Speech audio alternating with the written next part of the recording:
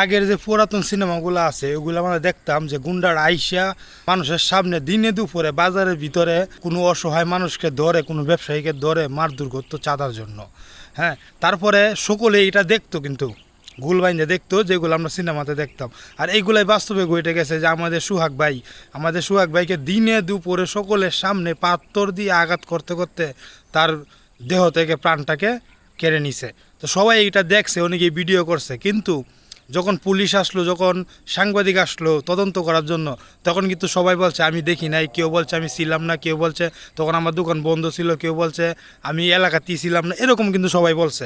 তো এই যে আপনারা যে এরকম বলছেন, হ্যাঁ, আবার এখানে আনসারের ক্যাম্পও ছিল, ক্যাম্প ছিল, ওরাও কিন্তু মনে করেন যে তাকায় তাকায় বিষয়টা হয়তো বা দেখছে, মানে কেউ কোনো রকম ঠিক আছে প্রতিবাদ করে না। এই যে আপনারা প্রতিবাদ করেন না, এই যে আপনারা এখন সাক্ষী দিতেছেন না, ভবিষ্যতে আপনাদের সাথে ঘটবে না এমন কোনো গ্যারান্টি আছে?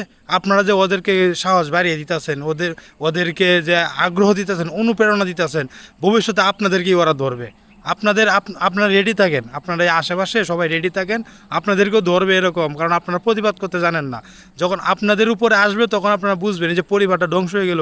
আপনারা যদি তখন প্রতিবাদ করতেন বিন্দু পরিমাণ, তখন কিন্তু পরিবারটা বাইসে যেত, হয়তো বা আমাদের সোহাগ ভাই দুনিয়াতে এখনও থাকতো। ঠিক আছে, তো প্রতিবাদ করতে শিখেন, নয়তো পরবর্তী টার্গেট আপনি, এটা মনে রাখবেন।